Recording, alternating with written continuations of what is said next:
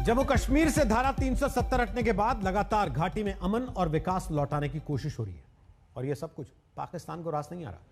पिछले 24 घंटों में कश्मीर में अलग अलग जगह हुई मुठभेड़ इसका इशारा करती है। ऐसे वक्त में जब घाटी विकास की तरफ लौटती दिख रही है, तब क्या वहां के कुछ नेताओं को यह बात पसंद नहीं आ रही? नमस्कार, मैं हूं आपके साथ रोहित सरदाना।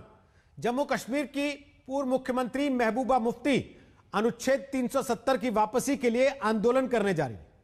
पहली नजर में इसमें कोई खामी नजर नहीं आती। भारत में आंदोलन कोई भी कर सकता है, लोकतांत्रिक अधिकार है। लेकिन महबूबा ने आगे जो कहा वो कान खड़े करता है। दरअसल महबूबा आंदोलन के जरिए भारत पर दुनिया का दबाव डलवाकर अनुच्छेद 370 की वापसी चाहती है। तो सवाल उठता है कि आखिर महबूबा के प्लान के पीछे क्या है?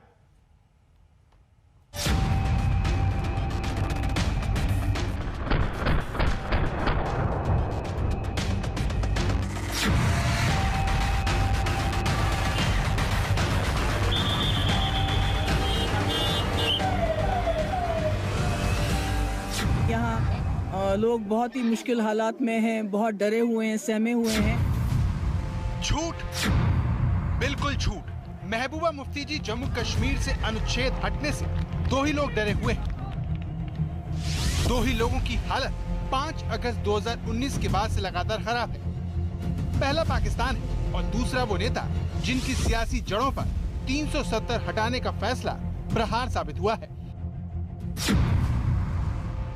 पहले बात पाकिस्तान की करते हैं, जो घबराहट में इस तरीके के कायराना हमलों को अंजाम दे रहा है, जिसने उसके किरदार को एक बार फिर बेपर्दा कर दिया है।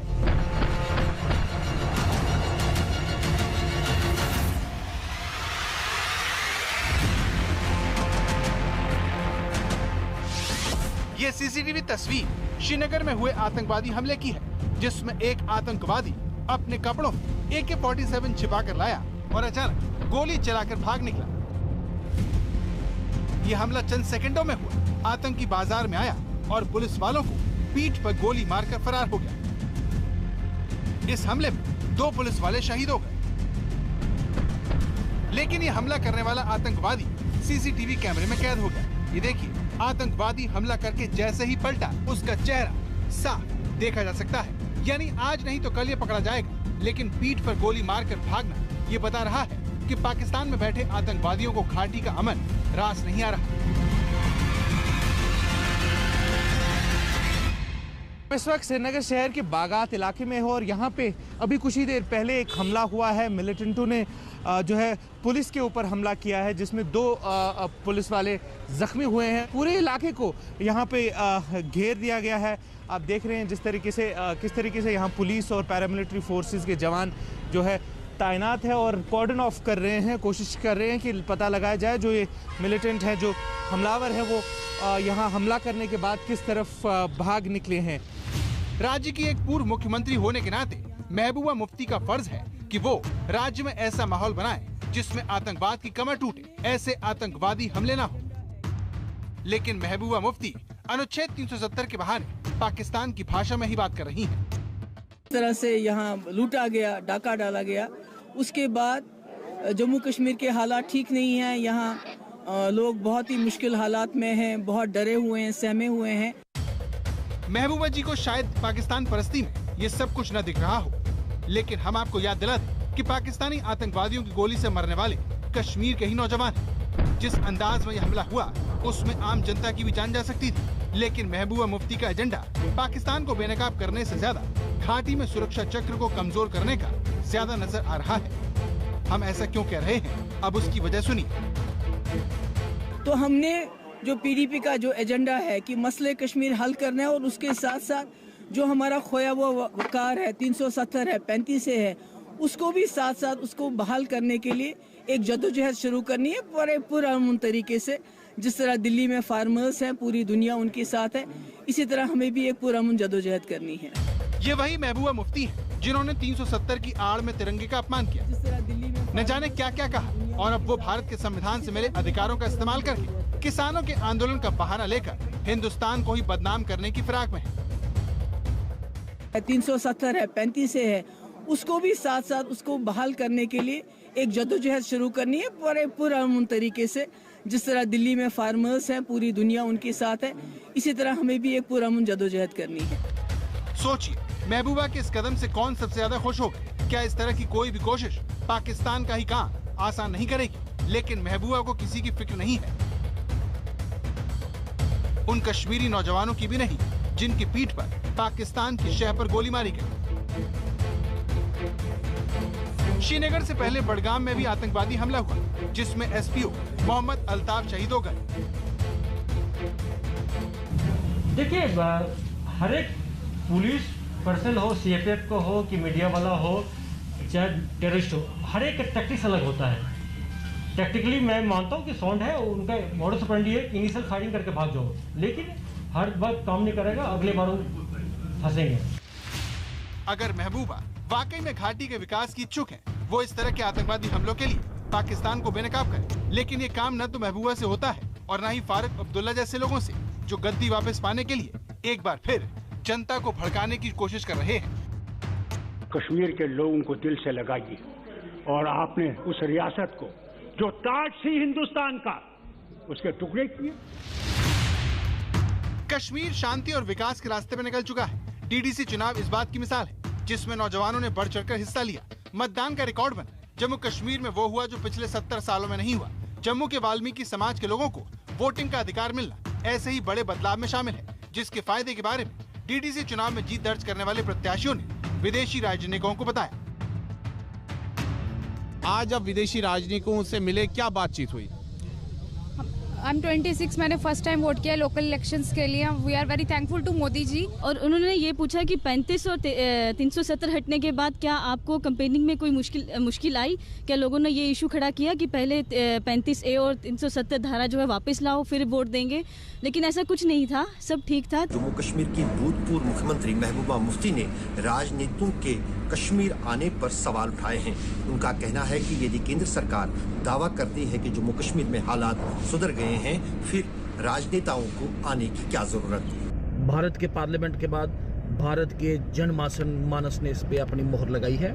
ये बात भारत का हर एक नागरिक और सबसे ज्यादा महबूबा मुफ्ती जी और हर एक कश्मीर केंद्रित पार्टी जानती है कि इसका वापस आना एक बिल्कुल एक नामुमकिन से भी अगर 4 कदम बिल्कुल नामुमकिन है। जम्मू कश्मीर में तेजी से बदलते हालात पाकिस्तान को रास नहीं आ रहे। वो ना तो भारत को बदनाम कर पा रहा है और ना ही उसके आतंकवादी। महबूबा मुफ्ती शायद भूल गई हों, लेकिन उन्हें याद दिला दें कि जम्मू कश्मीर से अनुच्छेद 370 देश की संसद ने हटाया, जिसका फायदा वहां के आम लोगों को मिल रहा है। गृह मंत्रालय कहता है कि 370 हटने के बाद आतंकी हमले लगभग 64% घट गए। साल 2019 में 594 आतंकी हमलों की वारदातें हुई थी, जो साल भर में घटकर 244 हो गई। पत्थरबाजी के मामले भी 2009 से 327 हुए।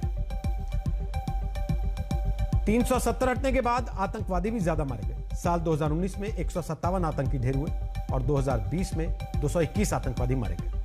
सुरक्षा बलों के हमले में भी इस दौरान 29.11% की कमी आई। अगर बात चुनाव की करें तो लोगों के रुझान में ऐसा माना जाता है कि इजाफा हुआ।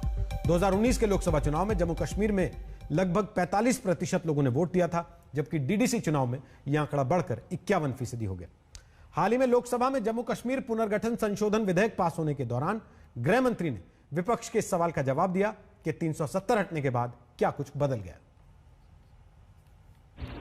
यहां कहा गया कि धारा 370 हटाने के वक्त जो वादे किए गए थे उसकी दिशा में क्या किया। मैं तो जरूर इसका जवाब दूंगा, मुझे मौका दिया आपने जवाब देने का। मगर भाई 17 महीने हुए धारा 370 हटे हुए, आप हमसे हिसाब मांग रहे हो। 70 साल आपने क्या करा, इसका हिसाब लेकर आए हो क्या किया 70 साल? और अगर 70 साल ढंग से चलाते तो हमसे हिसाब मांगने का समय ही ना आता। सदस्य टी सुमति और काफी सारे सदस्यों ने कहा कि बिल लाने का मतलब ही है कि अब जम्मू कश्मीर को स्टेटहुड नहीं मिलेगा। भाई बिल को पायलट तो मैं कर रहा हूं, लेकर मैं आया हूं, मंशा मैंने स्पष्ट कही है, कहीं पर भी नहीं लिखा है कि स्टेटहुड इससे नहीं मिलेगा। आप कहां से ड्रॉ करते हो? अब की मन की आशंकाओं को जम्मू कश्मीर की जनता पर क्यों थोप रहे हो? मैंने इसी सदन में कहा है और फिर से कहता हूं कि इस बिल का जम्मू कश्मीर के स्टेटहुड से कोई लेन देन नहीं है। उपयुक्त समय पर जम्मू कश्मीर को स्टेटहुड दिया जाएगा। और अब बात दिल्ली में मंदिर पर हो रही राजनीति की। आपको याद होगा, हमने 5 जनवरी को दस्तक में ही दिल्ली के चांदनी चौक पर एक पुराने मंदिर को हटाए जाने की खबर दिखाई थी। इसे लेकर बीजेपी और आम आदमी पार्टी आमने सामने आ गई थी। 1.5 महीने की शांति के बाद रातों रात वहां फिर से मंदिर खड़ा हो गया, लेकिन कोई नहीं जानता कि यह मंदिर आखिर बनवाया किसने।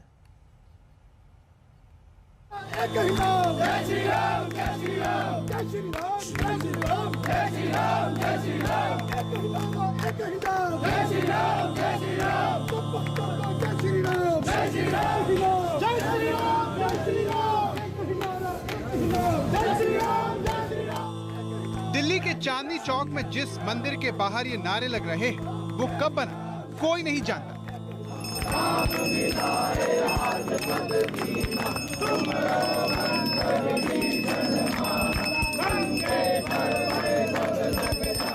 जिस मंदिर के बाहर बैठकर लोग हनुमान चालीसा का पाठ कर रहे हैं, उसे किसने बनाया ये कोई नहीं जानता।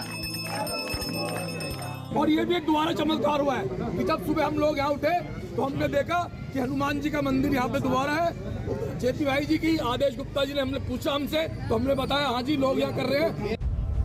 देश की राजधानी के बीचों बीच रात के अंधेरे में स्टील के इस मंदिर का ढांचा रखकर कौन चला गया, इसकी खबर न तो पुलिस को है और न ही इलाके में लगे सुरक्षा कैमरों को। ये बन गया बाबा को यही स्थापित होना है, यही हो गए। अब इसमें क्या कहें, हम कुछ नहीं कह सकते। बाबा की जय जयकार हो रही है। इस मंदिर के पुजारी बस इतना बताते हैं कि कुछ लोगों ने रात में काम किया और सुबह आरती के लिए उन्हें फोन आया। कुछ लोग आए जिन्होंने ये काम किया, समझे नहीं। हमें तो सुबह फोन किया कि आरती करनी है, आप आ जाओ। अदालत के आदेश पर 4 जनवरी को जिस मंदिर को हटाया गया था, वो रातों रात पुरानी जगह से कुछ मीटर दूर एक बार फिर खड़ा हो गया। फर्क सिर्फ इतना है कि पिछली बार जब मंदिर हटाया गया था, तब केजरीवाल के समर्थकों ने पहले प्रदर्शन किया और अब इस नए मंदिर के खड़े होने पर बीजेपी नेताओं का जमा बढ़ा है।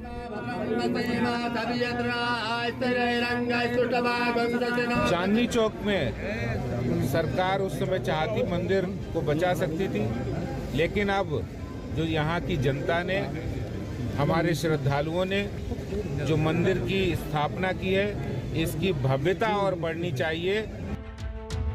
हाईकोर्ट के आदेश पर एमसीडी ने मंदिर हटाया था। अगले ही दिन आम आदमी पार्टी ने इसे लेकर प्रदर्शन किया, बीजेपी को घेरा, तो बीजेपी फौरन इसका दोष दिल्ली सरकार पर डाल दिया। बची कांग्रेस तो उसने दोनों को इसके लिए दोषी ठहराया। कुल मिलाकर सबकी कोशिश खुद को बड़ा हनुमान भक्त साबित कर वोट का लड्डू खाने की, जिसका प्रताप कुछ ऐसा है कि कोई भी मंदिर कैसे और कब बना, ये सवाल पूछने की हिम्मत तक नहीं कर रहा। देखिए, प्रभु राम, प्रभु हनुमान सबके हैं और मुझे पता चला कि वहाँ पे मंदिर बन गया है, तो मैं भी कल जाऊँगा वहाँ पे पूजा पाठ करूँगा और वहाँ पे जाकर प्रभु राम का, प्रभु हनुमान जी की स्तुति करूँगा और वहाँ पे जाके पूजा पाठ करेंगे। आदेश के बाद ही इसको हटाया गया था, फिर ऐसे कोर्ट के आदेश की अवहेलना नहीं होगी अगर इस तरीके से पूजा करेंगे जाके वहाँ पे, और बाकी चीज़ें तो टेक्निकल चीज़ें कोर्ट में देखें। हनुमान जी ने आज अपनी दिल्ली पे कृपा बरसाई है। ये अरविंद केजरीवाल ही थे जिन्होंने चुनाव में खुद को बीजेपी से बड़ा हनुमान भक्त बताया। मंदिर घूमे, भगवान का आशीर्वाद भी लिया।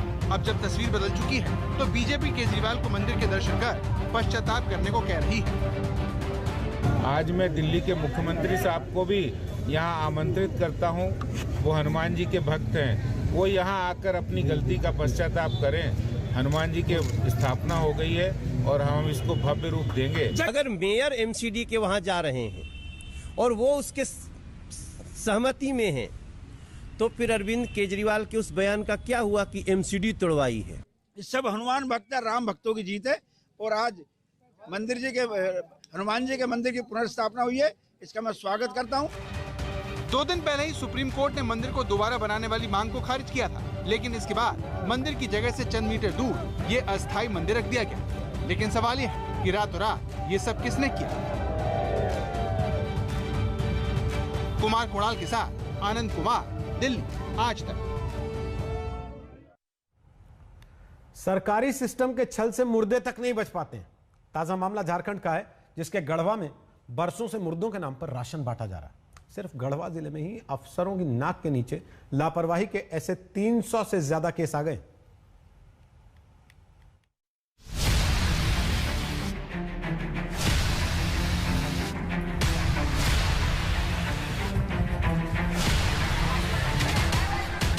झारखंड का गढ़वा जिला, जिसके कलेक्ट्रेट दफ्तर में राशन कार्ड बनवाने के लिए सारा हंगामा हो रहा है। लोगों की शिकायत है कि बार बार आने पर भी उनके राशन कार्ड नहीं बनते। 3 साल हो गए, दौड़ते दौड़ते हम लोग थक गए, राशन कार्ड नहीं बन रहा है। हम लोग 2017 का ऑनलाइन कराया हुआ है, अभी तक नहीं बना है। 10 बार से ऊपर यहाँ से आके घूम के गए हैं। सवाल यह है कि झारखंड में गरीब राशन कार्ड के लिए सालों से दर की ठोकरें क्यों खा रहे हैं? अगर ये लोग गरीब हैं, तो इनका राशन कार्ड बरसों की कोशिश के बाद भी क्यों नहीं बन रहा? इस सवाल का जवाब सरकारी भ्रष्टाचार है, जिसका एक बड़ा सबूत आज तक की पड़ताल में सामने आया है। आप ये जानकर हैरान रह जाएंगे कि झारखंड में एक तरफ जिंदा लोग दाने दाने के लिए भटक रहे हैं, तो वहीं दूसरी तरफ मुर्दा सरकारी राशन खा रहे हैं। झारखंड के गढ़वा जिले में सब हो रहा है, जिसका सबसे बड़ा सबूत संतोष चंद्रवंशी है, जिनकी मौत के 4 साल बाद भी परिवार को उनके नाम से राशन मिल रहा है। कहाँ बढ़ा अभी? डेट कर देना ना, कहाँ बढ़न? कब? 15 में। तो उसके नाम पर राशन कार्ड उठ रहा है। तो राशन कार्ड उठ रहा है, तो राशन कार्ड के उठने के जब हमको खाने के लिए कोई सरकार देगा, कोई भी देगा तो हम खाएंगे नहीं। संतोष चंद्रवंशी कहाँ है? डेट करके सर। कब? ये 2015 में। ये बताइए, आपके घर में कितने सदस्य हैं? मेरे 5 बच्चे हैं, एक तो। अब संतोष चंद्रवंशी के नाम पर भी उठा रहे हैं राशन? हाँ, तो सबको दे ही रहे, हम ले रहे हैं, हम लोग का दिक्कत है? कोई मान नहीं। हम लोग तो आश्रित देवे किए हैं, अपना पारिवारिक लाभ देवे किए, आश्रित देवे किए, सगरो मेरा गए किया, मृत्यु प्रमाण पत्र सगरो गए किया, तो मेरा में थोड़ी गलती है। सरकार का लापरवाही है। हाँ, तो गढ़वा पंचायत में अकेला मामला नहीं है। संतोष जैसे 318 मरे हुए लोगों के नाम पर सरकारी राशन की लूट हो रही है, क्योंकि जिन्हें मरे हुए लोगों का नाम राशन कार्ड से हटाना चाहिए था, वो धड़ल्ले से राशन बांट रहे हैं। काट के हम देंगे सर। हाँ, तो जब मशीन में निकल रहा है तो आप कैसे दीजिएगा? तो फिर हम ही ऊपर न कलम पर लग जाएगा। तो मतलब सरकार की लापरवाही है। हाँ, सरकार ने काटेगी, एमओ काटेंगे, एसडीओ काटेंगे, जिला काटेगी ना सर, हम लोग का पावर नहीं है। तो सुना, गढ़वा में मुर्दों को सस्ता अनाज बाकी सरकारी राशन की दुकानों से भी मिल रहा है। अब सवाल यह है कि अफसर क्या कर रहे हैं, क्योंकि सही लोगों को राशन मिले इसकी जिम्मेदारी तो उनकी है, लेकिन जिनकी करतूत की जांच होनी चाहिए, वही इस गड़बड़ी की जांच करवाने का भरोसा दे रहे हैं। पलजीकी पंचायत में इस राशन से संबंधित कुछ अनियमितता का शिकायत प्राप्त हुआ है। संबंधित अंचल अधिकारी को जांच हेतु निर्देशित किया गया है। जांच प्रतिवेदन प्राप्त होने के उपरांत विधि सम्मत कार्रवाई की जाएगी। झारखंड में 35 लाख परिवार गरीबी रेखा के नीचे रहते हैं। अगर इसमें गरीबी रेखा के ऊपर वाले लोगों को भी मिला ले, तो झारखंड में कुल 57 लाख लोगों के पास राशन कार्ड है। जिन गरीबों के पास लाल कार्ड है, उन्हें अंत्योदय और दूसरी योजना के तहत 35 किलो अनाज सस्ती दर पर मिलता है। गेहूं 2 रुपए और धान 3 रुपए प्रति किलो। लॉकडाउन के बाद संयुक्त राष्ट्र संघ भी गरीबों की आबादी में बड़े इजाफे की बुरी खबर सुना चुका है। ऐसे में अनाज के रूप में मिलने वाली ये मदद करोड़ों लोगों की जिंदा रहने की गारंटी है। फिर भी सरकार इसमें घोटाला रोकने में नाकाम रही और इस खुलासे पर कार्रवाई की शपथ खा रही है। पहली दफे शासन में सरकार में केस हुआ है राशन डीलर पर, लगभग 70 या 72 याद नहीं, अभी राशन कार्ड डीलर पर केस हुआ, FIR हुआ पंजाब के। झारखंड में मुर्दों के नाम पर राशन बांटने का ये मामला बड़े भ्रष्टाचार से जुड़ा है। अफसरों पर फर्जी तरीके से राशन बांटकर अपनी जेब गर्म करने का आरोप लगता रहा है, जिसका खामियाजा आम आदमी को उठाना पड़ता है, क्योंकि सिस्टम के ऐसे छेद उस तक सरकारी मदद का अनाज नहीं आने देते। कैमरामैन राकेश और गढ़वा से चंदन के साथ सत्यजीत कुमार, रांची, आज तक। और वक्त ब्रेक का है। आगे दस्तक में आपको भारत अमेरिकी सैन्य अभ्यास की एक्सक्लूसिव तस्वीरें दिखाएंगे, जिसने चीन को परेशान कर दिया। पूरी खबर ब्रेक के बाद देखिए।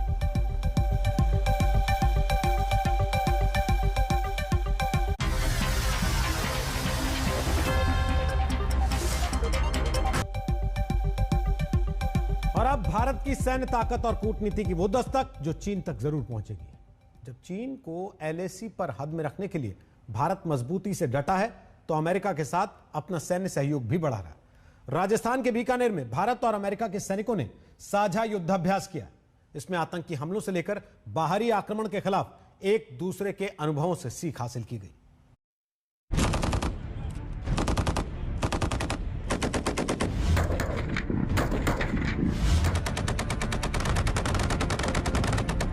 साझा प्रहार, शत्रु करेगा हाहाकार।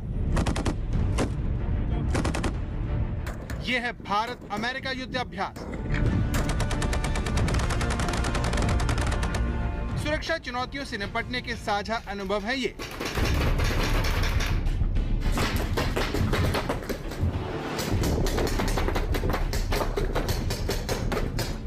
राजस्थान के बीकानेर के महाजन फील्ड फायरिंग रेंज में दुनिया के दो मजबूत लोकतंत्र की सेनाओं ने शांति के लिए पराक्रम की साझा तैयारी की।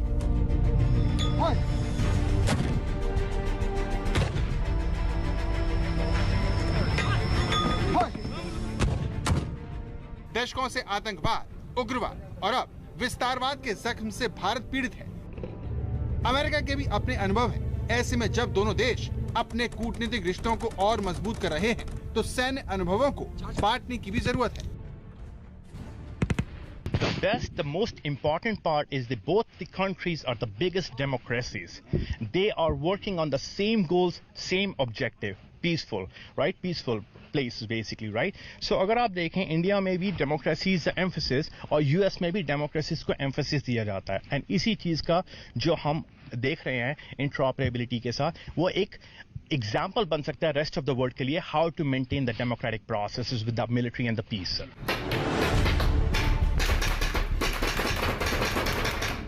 साझा युद्धाभ्यास में आतंकवादी हमले का लाइव डेमो हुआ।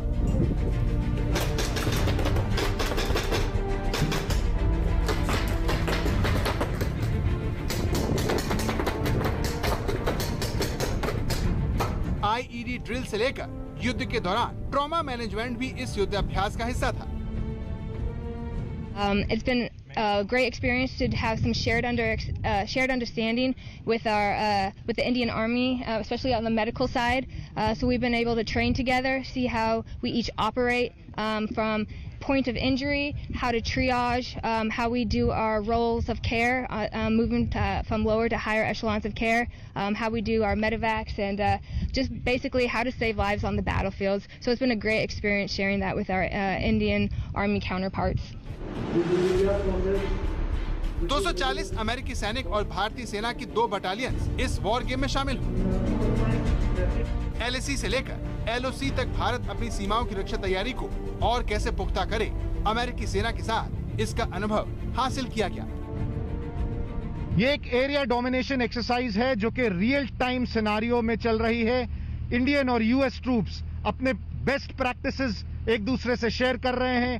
चाहे इंडियन आर्मी हो जो कश्मीर में इस तरह के ऑपरेशंस करती है, वो अपने एक्सपीरियंस को US आर्मी के साथ शेयर कर रही है, और वहीं दूसरी तरफ US आर्मी जिसका ऐसे ऑपरेशंस का बहुत लंबा एक्सपीरियंस रहा है, चाहे वो अफगानिस्तान हो या इराक हो, उनको इंडियन ट्रूप्स के साथ शेयर कर रही है।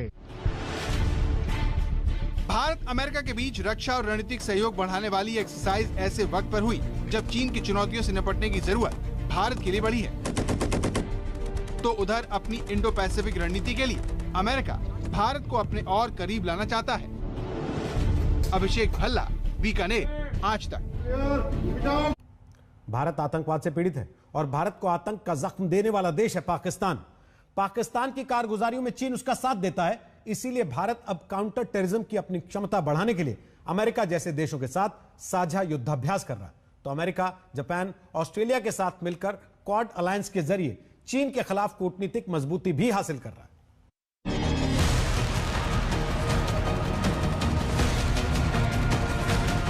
14 फरवरी 2019 की ये तस्वीरें भारत भूल नहीं सकता।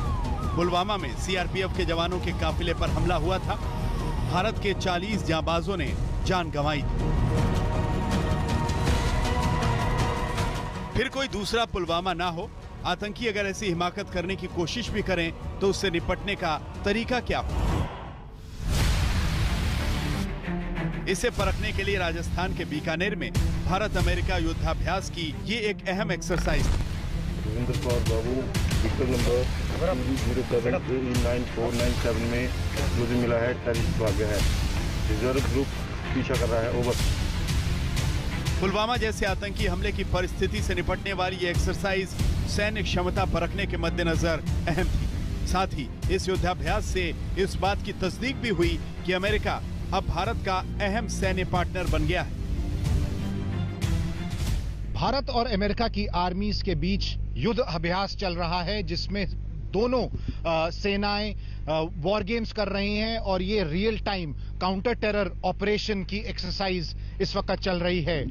दोनों ही देशों में जिस तरह की कोऑपरेशन चल रही है पिछले कुछ सालों में, उसकी एक मिसाल ये 600 राइफल है जो भारतीय सेना ने हाल ही में प्रोक्योर की है। 72,000 ऐसी राइफल्स आ चुकी हैं और आगे आने वाले दिनों में 72,000 ऐसी और राइफल्स जल्दी आएंगी। स्मॉल आर्म्स की जरूरत भारतीय सेना को बहुत ज्यादा है।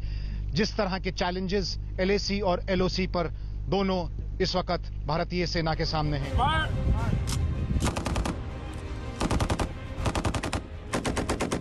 दोनों देशों के सैनिक एक दूसरे के साथ घुले मिले और एक दूसरे को समझ सके। युद्धाभ्यास का ये भी एक अहम पहलू था।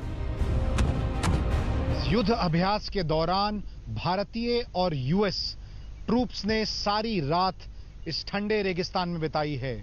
रात को 2 बजे जो शुरू हुआ ऑपरेशन इस एक्सरसाइज के तहत अब खत्म होने को आ रहा है और हम देख सकते हैं कैसे ये सैनिक यहाँ पे रेडी टू ईट मील जो है खाना गरम कर रहे हैं और यहाँ पे इसको खा रहे हैं। साहब बता सकते हैं कि ये खाने में क्या क्या है और कितनी जल्दी आप लोग को ये मिल जाता है खाना?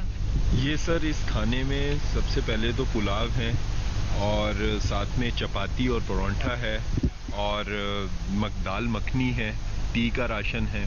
तो हम इसे लंच, ब्रेकफास्ट और डिनर हर उसमें ले सकते हैं और ये 5 मिनट में तैयार हो जाता है। बस पानी गर्म होने की देरी है, उसके बाद इसको खा सकते हैं गर्म करके। 5 मिनट में खाना तैयार हो जाता है। ये बहुत ही अहम एक चीज़ है इस ठंड के मौसम में, जब सैनिकों के लिए फूड पैकेट्स उनको दिए जाते हैं, उनको बस उसको गर्म करना है और खाना है। दोनों ही सेना के ट्रूप्स इसका इस्तेमाल कर रहे हैं और साथ में ये एक्सरसाइज कर रहे हैं। भारत अमेरिका का ये सैन्य सहयोग जो ग्राउंड पर दिख रहा है, वही कूटनीति की टेबल पर भी नजर आ रहा है। गुरुवार को भारत, अमेरिका, जापान और ऑस्ट्रेलिया के बीच अहम बैठक हुई, जिसमें चारों देशों के विदेश मंत्री शामिल हुए। Good evening, everyone. For Mr. Motegi, thank you so much for hosting us. The second meeting of the Quad Foreign Ministers. I personally appreciate your hospitality. I know my whole team does.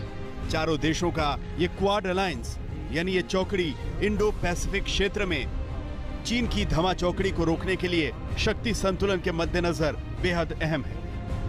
वैसे तो गठन के बाद सितंबर 2019 से चारों देशों की इस ग्रुपिंग की ये तीसरी मंत्री स्तरीय बैठक थी, लेकिन भारत ने पहली बार इसे क्वाड कहकर संबोधित किया। भारत ने अपने बयान में कहा, तीसरा Bharat, Australia, Japan, America quad ministerial meeting. The Indo-Pacific Oceans Initiative that we tabled at the East Asia Summit last year. यानी भारत ने यह संकेत दिया कि चीन के खिलाफ कूटनीतिक लड़ाई को भारत अब खुलकर लड़ेगा। बीकानेर से अभिषेक भल्ला के साथ आज तक ब्यूरो। और इसी के साथ हम ले रहे हैं एक छोटा सा ब्रेक, लेकिन देश दुनिया की खबरों के लिए आप देखते रहिएगा आज तक।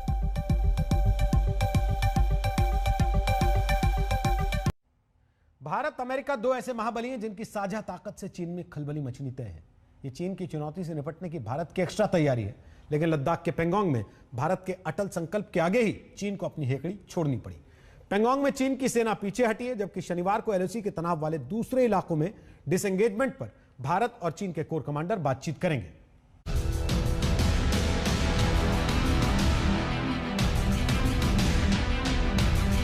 भारत के मुकाबले चीन 5 गुना बड़ी आर्थिक ताकत है, लेकिन चीन को लद्दाख के पेंगोंग में झुकना पड़ा, पीछे हटना पड़ा, क्योंकि उसके सामने भारत की सैन्य शक्ति चट्टान की तरह खड़ी हो गई।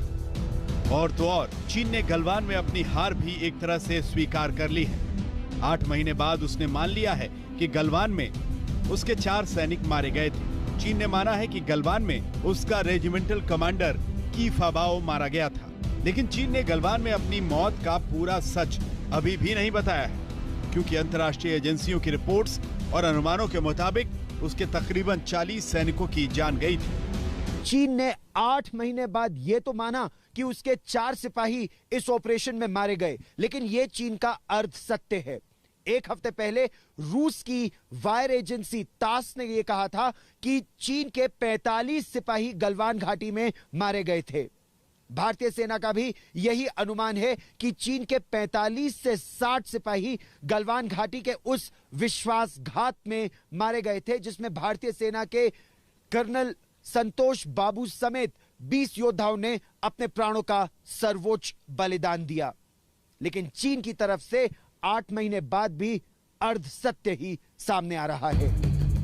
चीन गलवान के अपने नुकसान का पूरा सच बताने से भले चेहरा छिपाता हो, लेकिन भारत के साथ बातचीत की टेबल पर बैठना अब उसकी मजबूरी है। शनिवार को चीनी नियंत्रण वाले इलाके मोल्डो में भारत और चीन के कोर कमांडर 10वें राउंड की सैन्य वार्ता करेंगे। इस सैन्य वार्ता में पेंगोंग के बाद एलएसी के तनाव वाले दूसरे इलाकों से डिसएंगेजमेंट की बात होगी। गोगरा, हॉट स्प्रिंग, देपसांग में चीन के पीछे हटने के रोड मैप पर भारत और चीन के बीच सीधी बातचीत होगी। विस्तारवाद की नीति पर चलने वाले चीन के कदम इस तरह पीछे होने शुरू होंगे, इसकी मिसाल दूसरी नहीं है। हमारे बहादुर सेना के जवानों ने अपनी जान का बलिदान दिया और साथ ही चीनी पक्ष को भी भारी क्षति पहुंचाई है अध्यक्ष महोदय, और अपनी सीमा की सुरक्षा में वह कामयाब रहे। हालांकि चीन को सैन्य और कूटनीति के मोर्चे पर घेरने वाला भारत उस पर भरोसा नहीं कर सकता। जब उसने गलवान पर अपने सैनिक की मौत स्वीकारी है, तो उसके सरकारी मीडिया ने गलवान घटना का एक वीडियो भी डाला है। ये एनिमेटेड वीडियो गलवान घटना को ऐसे पेश कर रहा है कि चीन पर हमला हुआ। वीडियो के पीछे चीन की मजबूरी हो सकती है, लेकिन दुनिया जान रही है कि पड़ोसियों के साथ चीन की नीयत क्या होती है। अमेरिका का बाइडेन प्रशासन भी उसे अपना सबसे बड़ा चैलेंज मानता है, इसीलिए भारत जैसे देशों के साथ वो सैन्य और कूटनीतिक सहयोग बढ़ा रहा है। लद्दाख से गौरव सावंत और मंजीत नेगी के साथ आज तक ब्यूरो। तो दस्तक में आज के लिए इतना ही, लेकिन देश दुनिया की खबरों के लिए आप देखते रहिएगा आज तक।